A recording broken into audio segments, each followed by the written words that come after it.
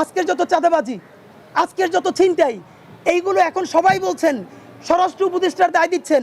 আপনাদের কি কারো মনে নাই এখন সেনাবাহিনীর ম্যাজিস্ট্রেসি পাওয়ার চলছে? কই, আমরা তো সেনাবাহিনীর ম্যাজিস্ট্রেসি পাওয়ার তো ছোটবেলাও দেখেছি। যেদিন ঘোষণা হতো সেনাবাহিনীর ম্যাজিস্ট্রেসি পাওয়ার, সেনাবাহিনীর গাড়ি রাস্তায় কেউ দেখলে ছিনতাই তো দূরের কথা, ঘর থেকে বড় চুল রেখেও বেরোইতো না। সব বদমাশগুলো চুল কাইটে কাইটে ছোট করতো, কানে দুল পরা বন্ধ করতো।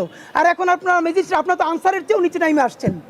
সুতরাং আমরা বলতে চাই, যেই জায়গায় ছিনতাই চলছে, যেইখানে চাঁদাবাজি চলছে, সেখানে কি সেনাবাহিনী মোতায়েন আছে না? সেনাবাহিনী মোতায়েন থাকা অবস্থায় কিভাবে প্রকাশ্য দিবালোকে চাঁদাবাজি চলতে পারে, রান্দা দিয়ে কোপানো চলতে পারে, এইটার উত্তর সেনাবাহিনী প্রধানের কাছে আমরা জানতে চাই।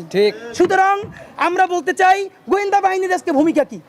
যেই গোয়েন্দা বাহিনী পানির 7 হাত নিচ থেকে মানুষকে জঙ্গি ট্যাগ দিয়া, এর মানে আমরা বলছি না বাংলাদেশে জঙ্গিবাদ নাই, নিশ্চয়ই আছে, কিন্তু যা আছে তার থেকে হাজারো কোটি গুণ বেশি ভারতের বিনিয়োগে এখানে জঙ্গি কার্ড খেলা হয়েছে। আপনারা জানেন, মাটির নিচ থেকে গোয়েন্দারা, ডিজিএফআই, এনএসআই জঙ্গি তুলে এনেছে, আর নাকের ডগায় বৈশা চাঁদাবাজি করে, ছিনতাই করে, ধর্ষণ করে, তাদেরকে আপনারা ধরতে পারেন না কেন?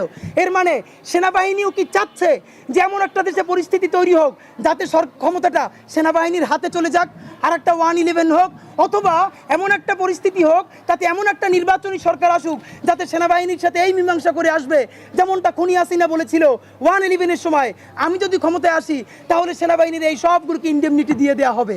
তাহলে সেনাবাহিনী কি সেইটার অপেক্ষা করে আছে যে বর্তমান বিএনপি আসুক, জামাত আসুক, ছাত্রদের দল ক্ষমতায় আসুক, এই পরিস্থিতি কেউ সামাল দিতে না পেরে সেনাবাহিনীর সাথে বসবে, তারপরে বলবে ঠিক আছে আমরা আর কচু ক্ষেতের আয়নাঘর দেখতে যাব না, আয়নাঘর নিয়ে আর কোনো কথা বলবো না, সুতরাং আমাদেরকে হেল্প করেন, আইন শৃঙ্খলা তৈরি করেন।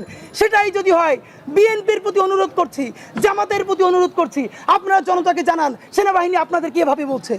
ইনশাআল্লাহ খুনি হাসিনাকে বাংলাদেশের মানুষ যেভাবে তাড়াইছে, সেনাবাহিনীর যারা ভারতের তাবেদারি করে তাদেরকেও বাংলাদেশের মানুষ তাড়াবে ইনশাআল্লাহ। ঠিক। সুতরাং আপনাদেরকে এই কথার মাধ্যমে সেনাবাহিনীকে আমরা জানাতে চাই, প্লিজ আপনারা এমন কিছুই নতুন বাংলাদেশে আরেকটা 111 করতে পারবেন না, আপনারা জানিয়ে রাখেন।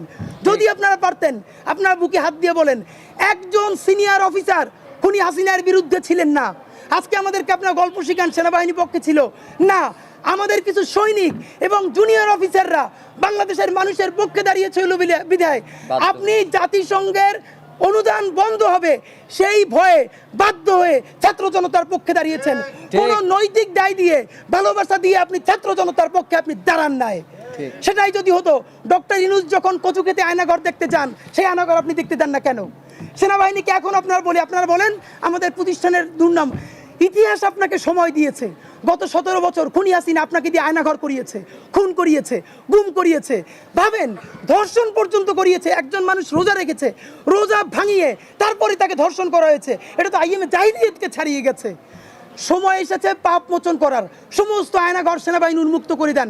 আপনারা জাতির কাছে ক্ষমা চান, আপনারা বলেন আমরা খুনি হাসিনার কারণে করতে বাধ্য হয়েছিলাম, সব উন্মুক্ত করে দেন, জাতির কাছে মাপ চাই, আসেন নতুন বাংলাদেশ নির্মাণ করি, নতুন সেনাবাহিনী তৈরি করি। আপনি বরং সেই দায় না নিয়ে, তওবা না করে, জনতার কাছে না বলে আপনি কেন এখন আয়নাঘর লুকাতে চান? আপনি কেন এখন আর্মিকে ম্যাজিস্ট্রেসি পাওয়ার দেওয়ার পরেও চাঁদাবাজি হতে দিচ্ছেন? আপনি কেন ধর্ষণ হতে দিচ্ছেন? আপনি কেন সেই ভিডিওগুলো প্রচার হতে দিচ্ছেন? আমরা তো সেনাবাহিনীর ক্ষমতা জানি, সুতরাং সেনাবাহিনীকে উত্তর দিতে হবে। আমরা সর্বশেষ আপনাদেরকে বলতে চাই, এখন অনেকেই একটা বলতে চাচ্ছে যে তরুণদের সততা, তরুণদেরকে সামনে আনতে হবে।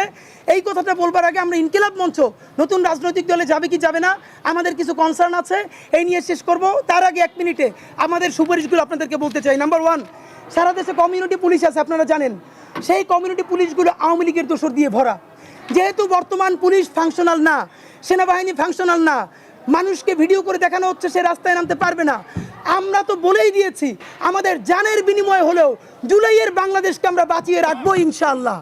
সুতরাং আমরা সরকারকে বলতে চাই, অতি দ্রুত আপনারা ছাত্র জনতাকে সাথে নিয়ে নতুন কমিউনিটি পুলিশিং গড়ে তুলেন।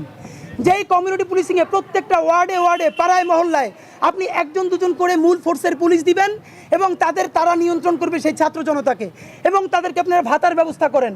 আমরা প্রত্যাশা করি আজকে যদি সরকার সেই ছাত্র জনতাকে নিয়ে কমিউনিটি পুলিশিংয়ের কথা বলে, তাহলে আগামী 15 দিনের মধ্যে ইনশাআল্লাহ প্রত্যেকটা ওয়ার্ডে, থানায়, উপজেলায়, গ্রামে যদি কমিউনিটি পুলিশিং দাঁড়ায়, বাংলাদেশের এমন কোনো চাঁদাবাজের সাহস নাই যে আবার নতুন করে চাঁদাবাজি করতে নামবে ইনশাআল্লাহ।